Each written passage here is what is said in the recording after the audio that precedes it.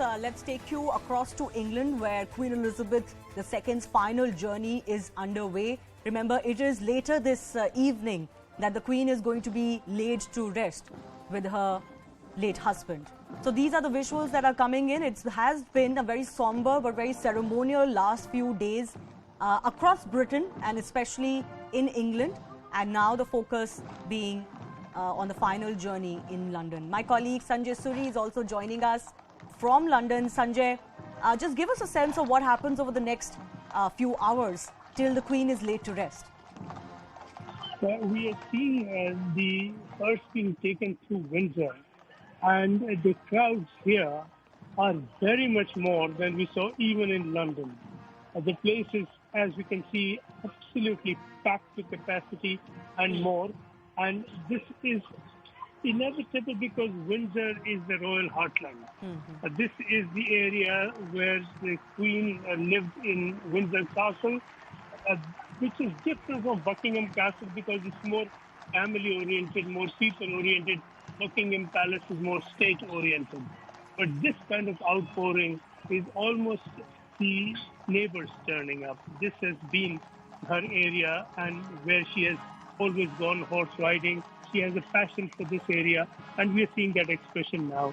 And at the end of this procession, we will see at 4 o'clock local time, which would be 8:30 p.m. IST, a committal service at the chapel inside Windsor.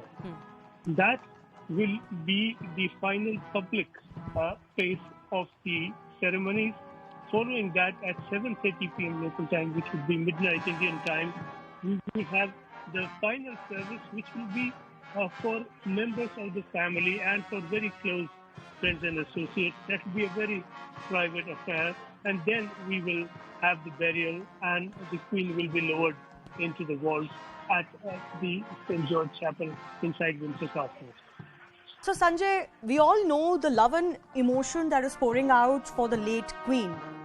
The biggest question facing Britain is if the same love and affection and attachment to the monarch continues in the post-Elizabethan era.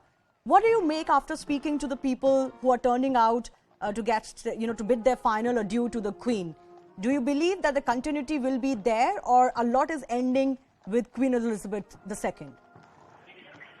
Well, sometimes opposites are true. King Charles is nowhere near as popular as the Queen was, and he's never likely to be. He has shown signs of that already in the brief period he has been king. But the British people don't personalize this beyond a point. For them, it's the monarch. This is the king, or it is the queen, it's the monarch, it's their ruler, it's royalty, and they worship anyone who's in that place. And so, despite being not as popular by far as with the Queen, every time the king went by in his car, people were almost in a stampede to try and get a glimpse of him. They got their cameras out, they clapped, they cheered, they screamed, they sought to get a glimpse of him as he went by. So this is a support that a monarch will get. There will be a minimal level of support that any monarch will get, and that level will be substantial. Okay. And that will stay unless King Charles does a lot of things of the kind he's done in his first 10, 12 days as king to make himself unpopular.